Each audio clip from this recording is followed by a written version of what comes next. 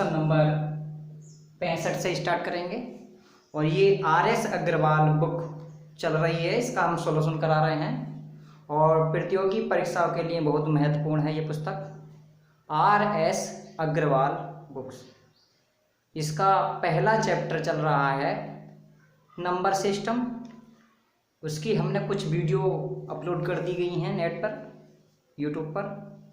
और आइए आज हम क्वेश्चन नंबर 65 से स्टार्ट करेंगे।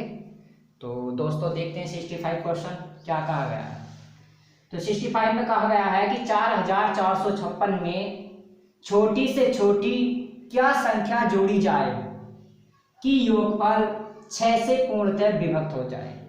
ये कह रहा है इसमें कौन सी छोटी से छोटी संख्या जोड़नी है जो जोड़ने के बाद भी जो निकल कर आएगा वो 6 से पूर्णतः विभक्त हो जाए। एक बार समझे, 4456 में छोटी छोटी क्या संख्या जोड़ी जाए कि जो इसका योग आएगा वो 6 से पूर्णतः विभक्त हो जाए। इस सवाल को समझेंगे दोस्तों। तो आइए करते हैं। हम क्या करेंगे, इसको 6 से भाग देंगे।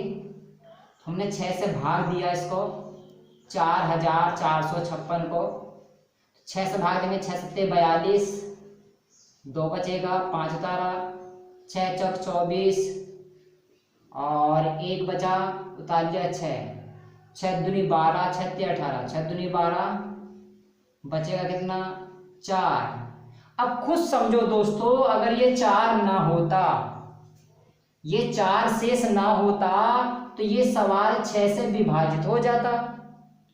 अब क्या करेंगे, है जोड़ने वाली संख्या की बात आई है तो ये जो 4 है ये 6 से विभाजित नहीं होगा क्योंकि ये छोटा है। अब इसको हम इसके बराबर करेंगे तो इसमें हम कितना जोड़ें।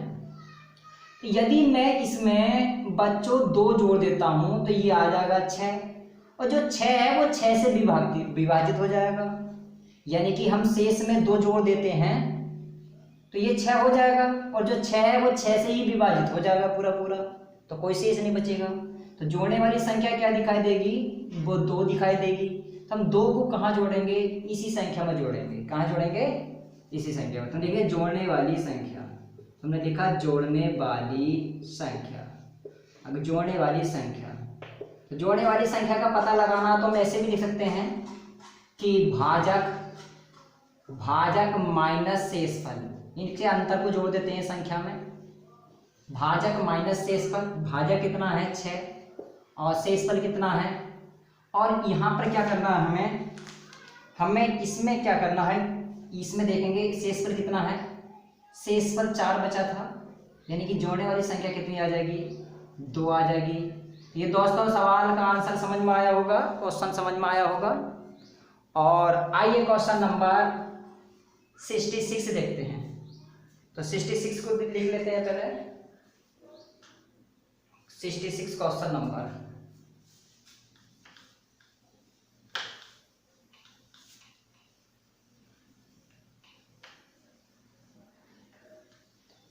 Question number 66।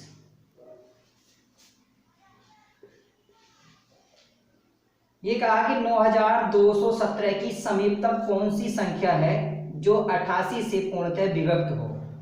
9217 की कौन सी की समीपतम कौन सी संख्या है, कौन सी संख्या है जो 88 से पूर्णतः विभक्त हो। 88 से पूर्णतः विभक्त हो। हमें 88 से पूर्णतः विभक्त हो वो संख्या ज्ञात करनी है। ठीक है, 9217 की समीपतम कौन सी संख्या है जो 88 से पूर्णतः विभक्त हो जाए। समीपतम का मतलब जानते हैं, इसके समीप वाली, नजदीक वाली छोटी से छोटी संख्या। जैसे मान ले चलो यहाँ पर समझ लो समीपतम का मतलब क्या होता है दोस्तों। जैसे मैं 5 से भाग दूंगा 21 को तो 5 चौक 20, कितना शेष बचेगा, 1 शेष बचेगा। अब ये 1 ना होता तो ये सवाल पूरा पूरा विभाजित हो जाता। तो यहाँ से 2 नियम बन रहे हैं हमारे। अब क्या करेंगे, या तो इसको हम 5 बना लेंगे या इसको इसमें से घटा देंगे। तो कहने का मतलब ये भी बनेगा 21 माइनस 1, ऐसे भी कर सकते हैं, और या इसको हम जोड़ भी सकते हैं। इसको 5 बनाने के लिए कितना करना पड़ेगा इसमें ऐड, इसमें 4 जोड़ना पड़ेगा। हमने लिखा 21 प्लस का कितना लिखेंगे यहाँ पर 4, यानी कि 25 हो जाएगा।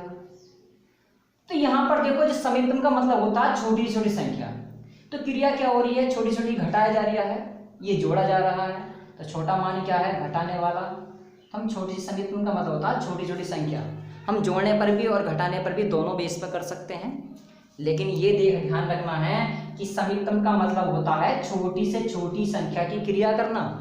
तो छोटी छोटी संख्या क्या है, ये एक घटाना आसान रहेगा इस 4 से जोड़ने से अलावा, क्योंकि 4 को जोड़ेंगे तो 4 ही बड़ा है और 1 को घटा दोगे तो ये आसान है, यानी इसको हम घटा देंगे। समीकरण का मतलब यही होता है।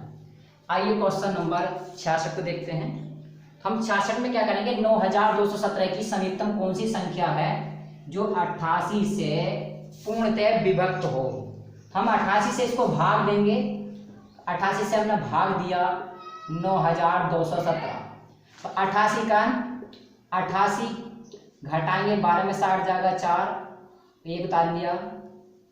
अब यहाँ से नहीं जाएगा, 60 उतारा, कितना बनेगा 3 अट्ठे 24, 4 अट्ठे 32, यानी कि 4 अट्ठे 32, 4 बार देखते हैं, 4 अट्ठे 32 और 4 अट्ठे 32 और 3 32 और 3 35, तो कितना बचेगा, 7 में से 2 जाएगा 5 और 11 में से 5 जाएगा तो 6 बचेगा, ये बचा।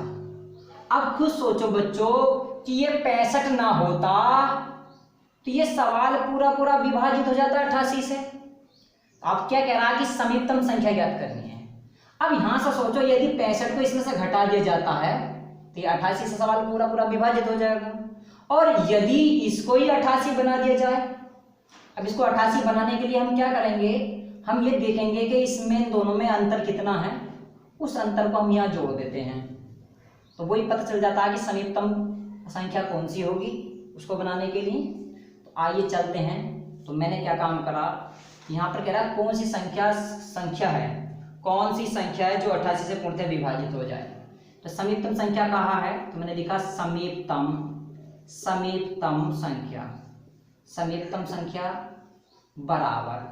अब जो संख्या हमें दे रखी होगी 9217, इसमें को हम प्लस कर देंगे भाजक माइनस शेषफल के अंतर को, भाजक माइनस शेष के अंतर को। तो 9217 प्लस का भाजक कितना है 88 है और शेष कितना है 65 है, यहाँ से कितना बनेगा 9217, 8 में से 5 जाएगा 3, 8 में से 6 जाएगा 2, अब यहाँ पे जोड़ देते हैं 7 3 10 का 0, 2 और 1 3 और 1 4, 2 का 2 9 का 9, यानी कि 9240 होगा, 9240 होगा जो 88 से पूरा पूरा विभाजित होगा। तो ये दोस्तों समझ में आया होगा सवाल। समीपतम का मतलब मैंने समझा दिया है। तो समीपतम का मतलब हम समीपतम वाले सवाल को ये देखते हैं छोटी छोटी क्रिया क्या हो रही है, घटाकर हो रही है या जोड़कर हो रही है, छोटी छोटी क्रिया को लेते हैं। ये बात समझ में आ गई होगी। आइए क्वेश्चन नंबर 67 करते हैं। 67 क्वेश्चन भी इसी प्रकार है, दोबारा समझ में आ जाएगा। तो मैंने क्वेश्चन नंबर 67 देखेंगे बच्चों। तो क्वेश्चन नंबर 67 ये लिखा मैंने बोर्ड पर, इसी में चेंजिंग कर देता हूँ। क्वेश्चन नंबर 67 में क्या कहा कि 8485 ये 8485 की समीपतम कौन सी संख्या है जो 75 से पूर्णतः विभक्त हो, यानी कि 75 से पूर्णतः विभक्त हो।